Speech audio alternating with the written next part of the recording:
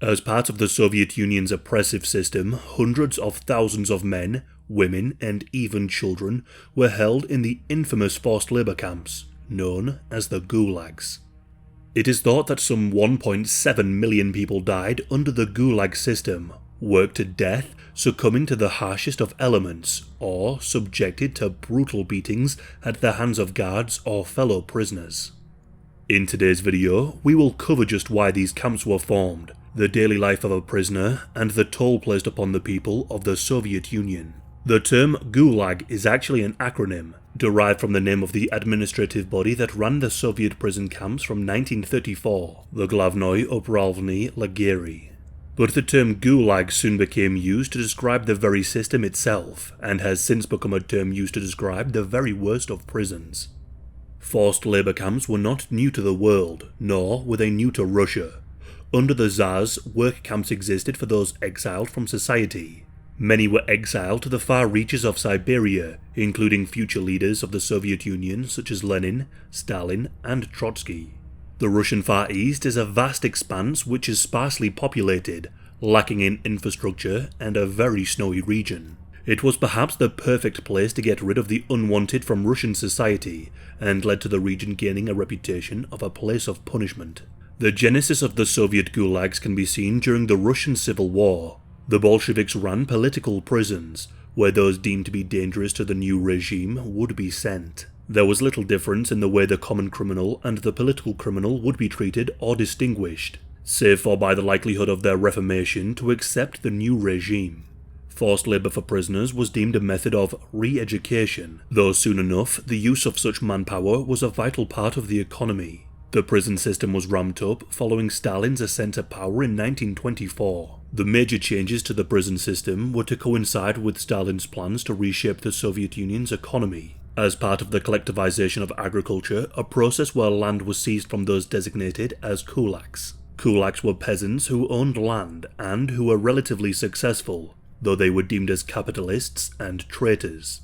Around 1.8 million of such people were exiled, with some ending up in the proto-Gulag system as part of the first wave of prisoners. The consequences were disastrous, resulting in a famine that killed millions. For those who wish to see more, we did cover the famine known as the Holodomor as our very first video on the channel. In addition to the seizure of farmlands, Stalin sought to rapidly develop the Soviet Union's heavy industry, with the prisoners of the Gulag forming a significant portion of the manpower for infrastructure workers, mining, and construction. In 1930, the Gulag system was officially established, where it would soon become one of the chief tools of Stalinist oppression. The type of person who would end up in the Gulag were many, as the powers granted to the Soviet police to detain people gave much room for interpretation. This was all the better to meet targets for arrests. Kulaks comprised the first large influx of prisoners, but during Stalin's purges of the 1930s, political prisoners made up the next large wave. This would include party members or officials who had fallen out of favour with the regime, those who were to be removed and their existence forgotten. But the vast majority of the prisoners were people arrested for the most trivial of transgressions. Most were convicted of crimes that typified the oppression of Stalin's rule. For the crime of stealing food from collectivized farms for your starving family, it would be 8 to 10 years hard labor in the Gulag. Daring to speak out against party officials would result in time in the Gulag. But perhaps the most ridiculous of convictions is that of Ivan Burilov, and his crime of spoiling his ballot paper. In a rather bizarre case of performative democracy, elections in the Soviet Union would often only have one Communist Party candidate as the sole option for the given position. It was expected that one would still vote for fear of punishment or for not displaying oneself as loyal.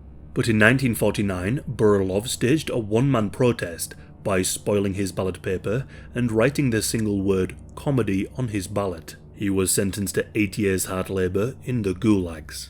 This low-level petty crime was something that could be widely interpreted and used to both instill fear into the population and to provide a steady supply of labourers for the gulags. In many instances, the convict's family would also be detained for the crimes of associating with such a person. Arrests would take place at any time, with families being ripped from their beds in the dead of night or simply being picked up from the streets by the NKVD, the secret police who ran the gulags. In addition to this type of criminality, more widely recognized criminals ended up in the gulags.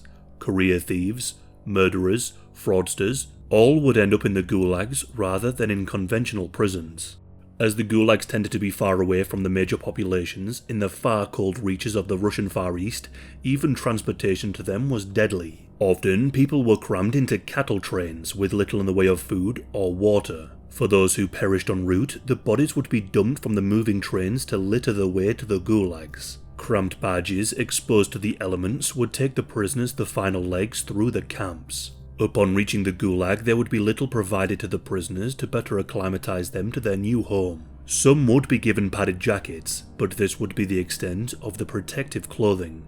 The work expected of the prisoner would depend on where they were sent, but all involved long days with little in the way of proper equipment. Very basic hand tools would be all that was provided for digging through the frozen ground, for mining, or for building railways. As for the food provided, rations would depend on how much work the inmate had completed. As low as the food was during the peacetime, during the Second World War, rations dropped even further. Those held near forests or lakes would attempt to scavenge whatever food they could to supplement their diet, including some desperately consuming the rats that infested their camps. All the while, prisoners would have as little as 5 hours rest a day, sleeping in dilapidated barracks that offered little in the way of protection from the elements. Amongst all of the prisoners, it was often the career criminals who would be able to thrive in the gulags. The blatni, in reference to the tattoos used to differentiate the political prisoner from career criminal, were often able to leverage their influence to receive lenient treatment and lighter work duties. One of the key reasons for this elevated status of some of the career criminals is that they were more likely to be trusted over the political prisoners, who were often seen by the guards as traitors to the Soviet Union. It was believed that criminals could be reformed through hard labor and the willingness to engage with the hard work expected of them. Some of the perks afforded to the higher class of criminal prisoner included avoiding working duties, permission to receive visitors, and even being allowed to purchase items from the guards' commissary. Some even held jobs that allowed them to control the meager resources of the camps, such as working as cooks or medical assistants. This allowed them to build up a network of loyal prisoners with which to further their power and influence over the rest. Whilst the taking of items from another prisoner was generally frowned upon, it was a constant fight to guard and protect resources. Murders over items as simple as a woolen jumper were par of the course. SA was normalized within the gulags, both amongst the prisoners and by the guards. Both women and men would be subjected to serious assaults by the prisoners who had managed to thrive in the gulags. Whether it was through exploitation, through offering of stockpiled food or clothes, or through violence, such assaults were commonplace. Some of the work projects undertaken by the gulag labourers were truly horrific to endure. Perhaps one of the most impressive and most disturbing was the construction of the White Sea-Baltic Canal, stretching over 140 miles from the White Sea in the far north of Russia, all the way to the Gulf of Finland at the eastern edge of the Baltic Sea. Construction started in 1931 and was completed in 1933. It had long been a pipe dream for many previous Russian rulers to build such a canal, though the cost or feasibility meant it was never attempted. Stalin sought to prove the technological and manpower might of the Soviet Union through the completion of this task. It was to be completed without any foreign assistance or materials. Around 170,000 prisoners were drafted to build the canal, with engineers and architects detained to oversee and plan the works. The work was done by hand, using no machinery. Food for the prisoners was allocated based on whether they had fulfilled their work quota for the day, with the full ration being 3 ounces of meat and 2 pounds of bread. For those who fell ill, half as much would be given. But for those who failed to meet the standard expected, less than half would be given. This process doomed those who could not keep up to be starved and worked to death. It is believed that 25,000 people died during the construction of the canal. Upon completion, and despite many proclamations of its brilliance, the canal was not fit for purpose. It was too narrow and too shallow, meaning many seafaring ships would not be able to travel along the canal. Release from the gulags would be possible, though not an entirely smooth process.